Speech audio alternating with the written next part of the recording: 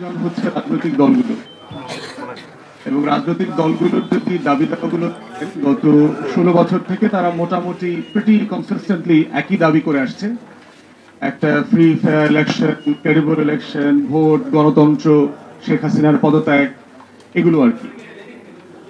আর দ্বিতীয় অংশীজন যারা ছিল, যারা জুনে ঝুটিকার মতো আবাবিল পাখির মতো এসে বাংলাদেশের আকাশ ছুঁয়ে গেছে, সেই কোটি কোটি তরুণদের আকাঙ্ক্ষাগুলো যদি দেখেন তাহলে দেখবেন যে সেটা দেয়ালে দেয়ালে লেখা আছে, তাদের মিছিলে, তাদের স্লোগানে, তাদের চিত্রাঙ্কনে সেগুলো ফুটে উঠেছে। নতুন বাংলাদেশ চাই, বাংলাদেশ 2 চাই, নতুন রাজনৈতিক বন্দোবস্ত চাই, যেই বন্দোবস্তের ভিত্তিতে ফ্যাসিবাদী শাসন ব্যবস্থা ফিরে আসবে না, যার মধ্য দিয়ে বারে বারে হাসিনা এরশাদের মতো হিটলারের বঙ্গীয় সংস্করণগুলো আমাদেরকে যেন দেখতে হবে না, এমন একটা বন্দোবস্ত চাই। আমি যেহেতু বাংলাদেশের বিভিন্ন জেলাতে সফর করি প্রচুর, আমি দেয়াল লিখনগুলো খুব মনোযোগ সহকারে পড়বার চেষ্টা করি, এবং কোনো দেয়াল লিখনে আমার চোখে পড়ে নাই যে ছেলেমেয়েরা, তরুণরা লিখেছে যে অবিলম্বে নির্বাচন দেন।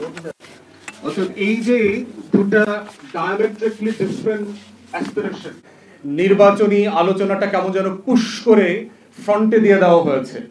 সংস্কার, বিচার, এবং তারপর অফকোর্স নির্বাচন এই সরকারের একটা এক্সিট রুটের জায়গায় তো হলো নির্বাচন, এর বাইরে তো কোনো আলাপই থাকতে পারে না। তো এই জায়গাটা কেন, এটা কি শুধু পুরাতন রাজনৈতিক দলের ফেইলিয়ার অথবা এজেন্ডা, না নতুনদেরও এখানে ফেইলিয়ার আছে? যারা এখানে নতুনদেরকে প্রতিনিধিত্ব করছেন, নতুনরা কি আসলে সবাইকে নিয়ে কাজ করতে পারছে? নতুনরা কি আসলে বিভাজিত হয়ে যায় নাই? নতুনরা কি অপরায়ণের রাজনীতি করে নাই?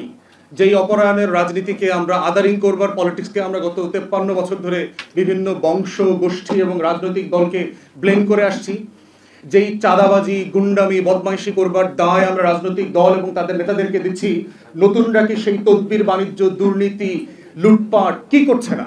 তরুণ উপদেষ্টা যারা হয়েছে তারা কি খুব সৎ জীবনযাপন করছেন? তাদের এপিএসটা কি শত শত কোটি টাকার লেনদেন করছেন না? আমরা কি এগুলো খবর পাচ্ছি না? জানি তো এগুলো। অতএব প্রশ্ন হচ্ছে যে যারা নতুন বন্দোবস্ত চেয়েছিলেন তারাই তো আসলে পুরাতন বন্দোবস্ত ইতিমধ্যে হারিয়ে গেছেন। তো যারা ইতিমধ্যে পুরাতনের কয়লা গায়ে মেখে ফেলেছেন তারা নতুন বন্দোবস্ত দিতে পারবেন কিনা সেই তর্কও তুলতে হবে।